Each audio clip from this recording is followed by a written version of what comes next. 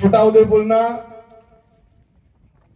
નસવાડી તાલુકાના ગેસવાડી ખાતે hydro power project ના વિરોધમાં આજે આપણી લડત માત્ર છોટાઉદેપુરના નસવાડીની નથી, તમામ અંબાજીથી ઉમર ગામના તમામ આદિવાસીની લડાઈ જળ જંગલ જમીનને બચાવવાની છે। દરેક જગ્યાએ તમે જોવો તો નારંગી ગેંગના ભક્તો, આ નારંગી ગેંગના ધારાસભ્યો, આ નારંગી ગેંગના સંસદ સભ્યો આપણા આદિવાસી વિસ્તારની જમીન શોધીને એને કઈ રીતે લૂંટી લેવાય, એને કઈ રીતે કોઈ એજન્સીને આપી દેવાય, એને કઈ રીતે કોઈ પ્રોજેક્ટમાં નાખી દેવાય, એને કઈ રીતે વેદાંતા જેવી કંપનીઓને આપી દેવાય, એને કઈ રીતે મોટા મોટા અભયારણ્યોમાં આપી દેવાય, એને કઈ રીતે પ્રવાસનના ધામો બનાવાય, એવું કાયમ પેરવી અને ષડયંત્ર રચતી આ ભાજપની સરકાર છે। એટલે મેં ગયા વખતે પણ કીધું છે, અભયસિંહ તડવી જેવા નેતાઓ તમારા ગામમાં આવે એટલે કે ભાઈ તમે જાઓ, અમારે તમારું કોઈ કામ નથી। અમને પિન્ટુભાઈએ કાલે કીધું કે તાલુકા પંચાયતમાં ચૂંટાયેલા, જિલ્લા પંચાયતમાં ચૂંટાયેલા નેતા અને ગ્રામ પંચાયતમાં ચૂંટાયેલા સરપંચો જો જળ જંગલ જમીન બચાવવા માટે આપણી વારે નહીં આવતા હોય ને તો આપણે એવાનું કોઈ કામ નથી। એના ઘરનો ઘેરાવો કરીને કેવો કે તમે આદિવાસીના પ્રમાણપત્ર મેળવેલા છે એટલે તમે સરપંચ છો, તમે આદિવાસી સમાજના પ્રમાણપત્ર મેળવ્યા છે એટલે તમે તાલુકાના સભ્ય છો, તમે જિલ્લાના સભ્ય છો અને તમે ધારાસભ્ય અને સાંસદ જો કદાચ તમારી પાસે આદિવાસીનું પ્રમાણપત્ર ન હોય ને તો આ ચોર ભાજપના લોકો તમને કોઈ પણ મેન્ડેટ આપવાના નથી। આપણા વિસ્તારમાં આવા પ્રોજેક્ટો લાવવાનું કારણ શું છે? આપણો સમાજ ભોળો છે, આપણો સમાજ ખેતીવાડી મજૂરી કરીને ખાય છે, એટલે આવા વિસ્તારમાં હાઇડ્રો પ્રોજેક્ટો આવી જાય અને એમને સારી રીતે પાણી મળે, એમને સારી રીતે વીજળી મળે અને આપણે મજૂરી કરવા બરોડા ને અમદાવાદ ને ગાંધીનગર જવું પડે। આપણે જવું છે, આપણે આપણી જગ્યા છોડવી છે। અરે બે હાથ ઊંચા કરીને કહો આપણે જગ્યા છોડવી છે।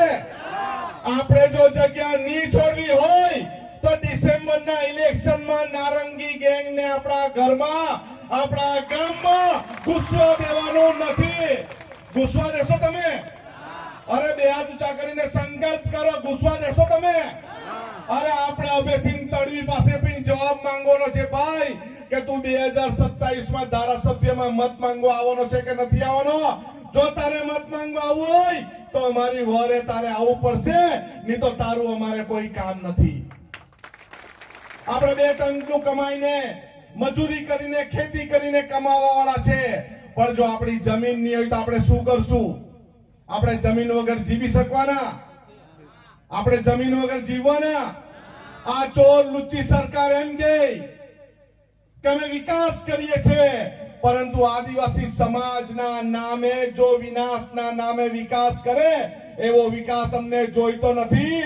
અમને સારી શાળાઓ આપો, અમને સારી શાળામાં શિક્ષકો આપો, અમને સારા આરોગ્યના ધામો આપો, અમને સારા રસ્તાઓ આપો, અમને રોજગારી આપો, અમને પોલિટેકનિક કોલેજ આપો, અમને વિજ્ઞાન કોલેજ આપો, અમે ભણી ગણીને નોકરી કરીશું। હાઇડ્રો પાવર પ્રોજેક્ટ થી અમને રોજી મળવાની નથી। અને હું તમને ખાતરી આપું છું, સંઘર્ષ સમિતિને ખાતરી આપું છું, અમારી સ્ટેજ પર બેસેલી તમામ આગેવાનો, કોંગ્રેસના આગેવાનો તમારી સાથે છે। તમારા દરેક ગામો જે હાઇડ્રો પ્રોજેક્ટ આવવાનો છે ત્યાં અમે આ પિન્ટુભાઈની આગેવાનીમાં, ટીનાભાઈની આગેવાનીમાં, શશિકાંતભાઈની આગેવાનીમાં અમે પ્રવાસ કરવાના છે। અમે આવશું ને તમારા ગામે? આવશું ને? આવશું ને? પણ આપણે સૌએ લડાઈ લડવા માટે તૈયાર રહેવાનું છે। આપણે સૌએ પોલીસનો ડર દૂર રાખવાનો છે। આપણે અધિકારીને, માપણી વાળાને, સર્વે કરવા વાળાને ગામમાં ઘૂસવા દેવાના નથી। અને કોઈ જો ભૂલે ચૂકે આવ્યું તો શું કરવાનું? શું કરવાનું? આપણે એનો ઘેરો ગાલવાનો અને કહેવાનું, ગયા વખતે આવેલા ને અભયસિંહ તડવીને જસુભાઈ, કલેક્ટર આવેલા ને, એસપી આવેલા ને, હવે કેવું એ લોકોને બોલાવો નહીં તો મારા ગામમાં ઘૂસવાની જરૂર નથી. અમે સંવિધાનમાં માનનારા આદિવાસી છે. સંવિધાન અનુસૂચિ 5 અનુસૂચિ 6 માં અને 244(13)3 માં રૂઢિ પ્રથા ગ્રામ સભા રાખવાનો આપણને અધિકાર છે. અને તમારે જો અમારા ગામમાં સર્વે કરવા આવવું હોય તો પેસા એક્ટ મુજબ ગ્રામ સભા કરો અને ગ્રામ સભાની પૂર્વ મંજૂરી લઈને મારા ગામમાં પગ મૂકજો. નહીં તો તારો પગ તારા પગમાં નહીં રહે, તારા શરીરમાં નહીં રહે એવું કહેવાની તાકાત આપણે રાખવી પડશે. આપણે એકદમ શાંતિ પ્રિય છે અને સંવિધાનમાં માનનારા છે. પણ જો કોઈ આંખ ઉઠાવીને જોવાની કોશિશ કરે ને તો એની આંખ કાઢી લેવાની તાકાત પણ આદિવાસી સમાજમાં છે. આદિવાસી સમાજના લોકો ગિલોલ અને ગુફેલ એમ જ લઈને ફરતા નથી, તીર કાંટા એમ જ લઈને ફરતા નથી, એને ચલાવતા પણ આવડે છે. અને અમને ચલાવવા મજબૂર નહીં કરશો, અમને ડરાવવા મજબૂર નહીં કરશો. અમારા નેતા રાહુલ ગાંધી કહે છે મારો આદિવાસી કભી ડર્યો નથી અને ડરવાનો નથી, સહેવાનો નથી અને ઝૂકવાનો નથી. ચાહે પોલીસની ફોજ લગાવી દો કે ચાહે અધિકારીની ફોજ લગાવી દો, અમે કોઈનાથી બાપથી ગભરાવાના નથી. અને એક હાકલ કરજો, આનંદ પટેલને આવતા 4 કલાક થશે.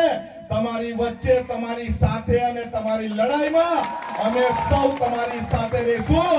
પરંતુ આપણે લડવાનું છે, એક થઈને લડવાનું છે. પછી એવું નહીં કહેવાનું કે શશિકાંતભાઈ રાઠવા છે, પછી એવું નહીં કહેવાનું પિન્ટુભાઈ ભીલ છે, પછી એમ નહીં કહેવાનું આનંદ પટેલ ધોડિયા છે, એમ નહીં કહેવાનું રાજુભાઈ પારગી છે. આપણે સૌ કોણ છે? આપણે સૌ કોણ છે? આપણે સૌ કોણ છે? આપણે સૌ આદિવાસી છે. અને આ ભારત દેશના મૂળ માલિક છે એવું મેં નથી કહેતો, એવું સુપ્રીમ કોર્ટ કહે છે કે આ દેશનો જો કોઈ મૂળ માલિક હોય તો કોણ છે? કોણ છે? કોણ છે? આપણે સૌ આદિવાસી છે. આપણે શાંતિ પ્રિય છે, જળ જંગલ જમીનના રખવાળા છે, પ્રકૃતિ પૂજક છે. પણ આદિવાસી સમાજની અસ્મિતા પર કોઈ હુમલો કરશે, આદિવાસી સમાજની સંસ્કૃતિ પર કોઈ હુમલો કરશે, એ હુમલાને ચલવી દેવાના નથી. અને ફરી એકવાર બોલો, લડેંગે.